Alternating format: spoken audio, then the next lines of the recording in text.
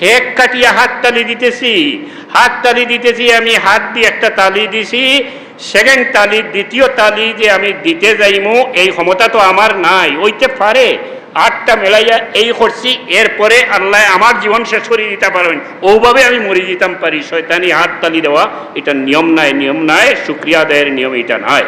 আমরা শুকরিয়া আদায়ের পদ্ধতি, বর্তমান সময়ের শুকরিয়া আদায়ের পদ্ধতি অনেকটা অন্য রকমের হয়ে গেছে।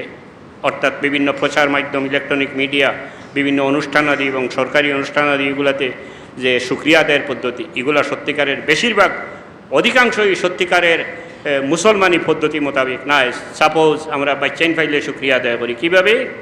বৎসরে একবার শুকরিয়া আদায় করি, একটা কেক ডেকোরেশন সুন্দর করে সাজাইয়া একটা কেক রেট থইয়া চাকু দিয়া ওটা খাটিলাম আর কইলাম হ্যাপি বার্থডে টু ইউ এবং হাততালি দিলাম, নাউজুবিল্লাহ। হ্যাপি বার্থডে টু ইউ কইলাম এবং কেকটা খাটিলাম আর হাততালি দিলাম। একটা বাচ্চার হ্যাপিনেস, সুখ ও সমৃদ্ধি তুমি চাইয়া তুমি দিবার কিচ্ছু নাই, তুমি চাইলে আল্লাহর কাছে চাইতে। আওলাদ ভাইলে তার শুকরিয়া আদায় করার পদ্ধতি হইল, আমি কিছু গরিব মিসকিন যে সামর্থ্য থাকেতে কিছু লিল্লা দিতাম পারি, আমি একটা দুইটা নফল রোজা রাখতাম পারি, আমি কিছু নমাজ নফল পড়তাম পারি, কিছু কোরআন শরীফ তিলাওয়াত করতাম পারি, এরপরে আমি আল্লাহর দরবারে হাত উঠাইয়া দোয়া করতে পারি যে ইয়া আল্লাহ, বহুত মানুষের তুমি আওলাদ দিছো না, আল্লাহ আমার একটা বাচ্চা দিছো, বহুত বড় নিয়ামত দিছো, ইয়া আল্লাহ তোমার লাখো শুকরিয়া আদায় করি। আর ইয়া আল্লাহ আমার বাচ্চার দিন দুনিয়ারে উজ্জ্বলা করে দাও, ইয়া আল্লাহ এই বাচ্চারে দুনিয়ার মাঝে সবচেয়ে হেদায়েতের চেরাগ বানাও, আলোকিত নক্ষত্র বানাও, ইত্যাদি আমি আল্লাহর দরবারে দোয়া করতে পারি। হেক কাটিয়া হাততালি দিতেছি, আমি হাত দিয়ে একটা তালি দিছি, সেকেন্ড তালি দ্বিতীয় তালি যে আমি দিতে যাইমু এই ক্ষমতা তো আমার নাই, ওইতে পারে আটটা মেলাইয়া এই করছি, এরপরে আল্লাহ আমার জীবন শেষ করে দিতে পারেন, ওভাবে আমি মরে যেতাম পারি। শয়তানি হাততালি দেওয়া এটা নিয়ম নাই, শুকরিয়া আদায়ের নিয়ম এটা নয়। এটা দোকান করলেও আমরা শুকরিয়া অনেক সময় আদায় করি।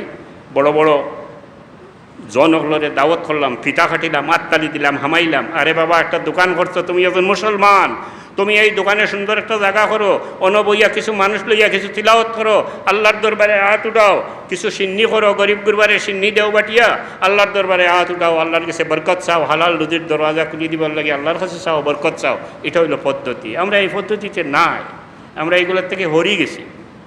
আগে যে কইছিলাম মুসলমান জাতরে আল্লাহ কত বালা হইছেন, বালা মানুষের দল, গুণী মানুষের দল, সবচেয়ে গুণওয়ালা মানুষ, আমরা কি তা রইছি না? বাস্তবে তো এক সময়ে দুনিয়ার বুকে মুসলমান জাতি আসলো সর্বোত্তম জাতি, সবচেয়ে বালা মানুষের দল আসলো মুসলমান, আজ থেকে 1200, 1300, 1400 বছর আগে। তখন মুসলমানের সংখ্যা কম আছিল। আজকে যেখানে 1 লাখ মুসলমান আছে, তখনকার সময় এখানে হয়তো 10,000 মুসলমান আসলো। এই মুসলমানরা আল্লাহ কইছেন উম্মতে মুহাম্মাদির বালা মানুষের দল। বাস্তবিক তখনকার মুসলমানরা দুনিয়ার মাঝে সবচেয়ে বালা মানুষ ছিল, বিদায় তারা অর্ধেক দুনিয়ারে তারা শাসন করতে পারছে, এবং দুনিয়ার সব জাত মানুষে মুসলমান জাতিরে হইছে এরা বালা জাত, এরা বালা মানুষের